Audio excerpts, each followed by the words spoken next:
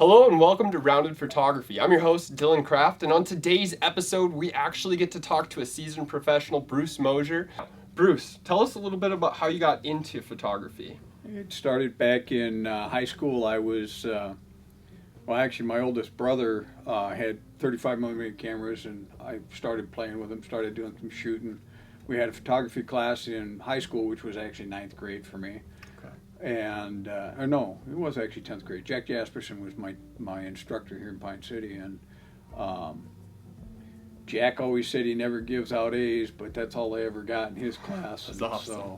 And that was back in the day of film. It wasn't like today where you saw what you shot instantly. Right. So yeah, you shot and then you processed your film and then you found out what you had. So it was a whole different deal. You had to really know what you were doing in order to get decent images.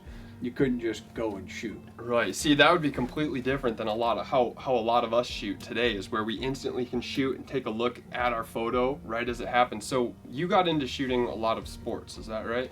I did. It started in 1985. I found out that a friend of mine, Gary Smetna, was still racing motocross, so I went to watch him race, brought my cameras with, and started shooting. And the first few times that I shot, or first couple of rolls that I shot weren't the best. It just had no idea what I was getting into. But as I started to figure things out, I started shooting more, and they got a lot better. And a friend of Gary's asked me one day, he said, "Do you want to sell one of those?" And that's when the light bulb came on. It's like, oh, I can make money doing this? Well, hell, I'm all in. I remember that moment so much. Same when it happened to me too. I was shooting senior photos for the very first time and took those pictures, and then all of a sudden, somebody came to me with a check, and I was like, oh my gosh, I can literally have fun and make money. Okay, I'm in. Yeah. So taking photos on a film camera versus today not being able to look at the image right away. For me, it was no big deal because I was really, really good at understanding my light conditions and where I needed to set, film speed, the shutter speed, and aperture of the camera, the lens. Okay. So those three things you had to have an idea of those three things in order to make everything work. Sure. And I never had too many issues with underexposed, overexposed, stuff like that. I was usually pretty damn close. You got lucky, or not lucky. I shouldn't say lucky. I shouldn't say lucky. Man. If I was shooting film, I don't feel like I would have very good shots, realistically. I like to be able to look and see where my aperture is and where my shutter speed is and everything like that, and see what the photo looks like. That's a lot different. And make adjustments. No, you had to make that up here. Yeah. You had to visualize it in your head what it was going to look like. And that was the hard part, and that's where the practice comes into play. Well, and that's why there were not millions of photographers. Yeah. There were a few of us out there, and I got to the top of my game. I mean, there was myself and Wayne Davis when it come to snowcross photography. Wayne was definitely the best, but I was right up there with him. Yep. And was able to shoot anywhere I wanted to. I got into shooting snowcross, and I had media access anywhere I wanted to go. I met a guy by the name of C.J. Ramstead at a snowcross in 87 or 88 at Quadna, and CJ was a big deal. He was one of these guys that he was kind of like a god in snowmobiling. Sure. Everybody knew CJ. Yep. And so I saw him at the track, and I went to introduce myself to him, and I thought to myself, man, that's CJ Ramstead. I got to go introduce myself to him. And it's like, but it's C.J. Ramstead. Right. And it took me a while to get the guts to actually go introduce myself to him. So I go over there and I introduce myself. Hi, C.J., I'm Bruce Mosher. He says, I know who you are, and we're going to be working together. And I'm just like, what? Yeah. I was dumbfounded. Yeah. How do you know my stuff? He said, I've seen your work, and I like what you do. He said, we're going to work together. And I went, awesome. At that point, that would be like a highlight in a career. That is one of those things that you get to look back on today and just... And it was, for me, it was cool. Again, yeah. I never looked at it like it was any big deal. Sure. It was just cool to me. It was something that I got to do and I loved doing. Right.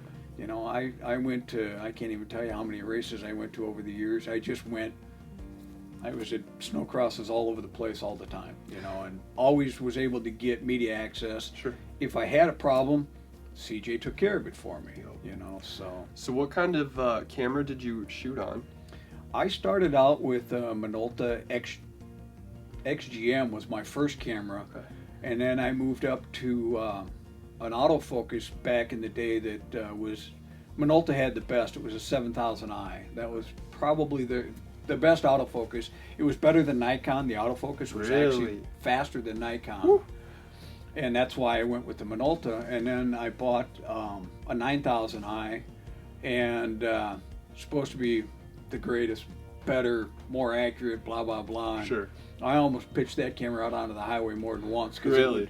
it would just all of a sudden focus on something else. Yeah, I've had And that so issue. it's like, matter of fact, at one race, the I-500, we were up north of War Road, and my wife at the time was with me, and I handed her the camera, and I said, "Don't hand that thing back to me because I am going to throw it out on the highway." I Just missed not several happening. shots because the autofocus, there was snow dust hanging in the air Mm. and hoarfrost and stuff, and so there was a lot of stuff out there. And so I'd get the shot all set up, and then all of a sudden the camera would zoom in, zoom out, and it did that. And I missed several racers that I needed to get, Yep. and I had an awesome spot to shoot them.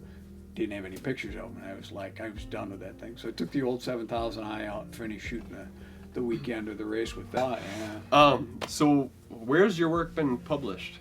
You've gotten it published. I see you brought in some of the props here. Kind of been published everywhere. I've had so this was the first time I actually was ever published, and it was Water Scooter Magazine. They were doing a deal on cross training and how some of the racers did. Some of the motocross racers cross trained on jet skis and stuff like Sure. that.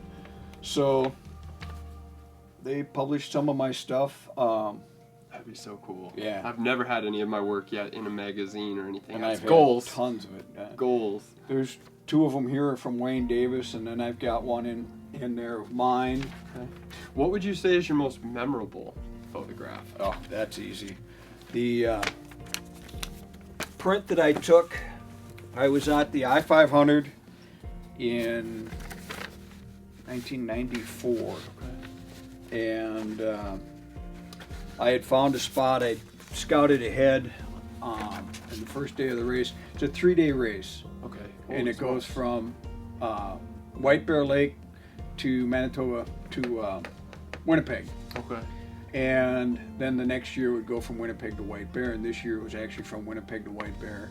And I was up to Grand Marais, Minnesota, a little place, Devil's Track Lake was the last fuel stop of the day. Okay. And that was basically where the race was ending. It was ending just a little ways from there, but so I went up there and scouted it out. Found a spot coming off of Devil's Track Lake. There was 3 feet of fresh snow without a track in it, and I knew it was going to get rough, so I went, I'm shooting here. Yeah. Of course, the first few sleds through there wasn't anything spectacular, but by the end of the day, As the time went on. there were 3 and 4 foot whoops in there. And a guy by the name of Jack Struthers came through there, and as he went through, there were some people standing on the hill up there, and so he goes through and he gives them a thumbs up as he's going through there at race speed. Yeah. Oh man. And he just kind of casually gives a thumbs up, and so I happened to be there, and I got the shot, and I mean that's it right there. It was, How cool is that? and it was one of those things. Again, it's film. Blasting over I whoops. did not know if I Right. had the image or not. I knew I'd gotten something. Yep. Whether it was in focus or not, I didn't know. Right. You know, it was- so Right. I had to wait until I got my film processed. Totally And when different. I got it processed, I got it back, and I did in fact have the image of Jack, and he wound up winning the race that year. And it wasn't until sometime after that I used to do a fundraiser for the MS Society called the MS Snow Rally, Okay. and one of the guys that was there was a Polaris rep, and drawing a blank on his name right now, but anyhow, I was talking to him, and he said, "You got to talk to Marlis Knudsen." Mm-hmm.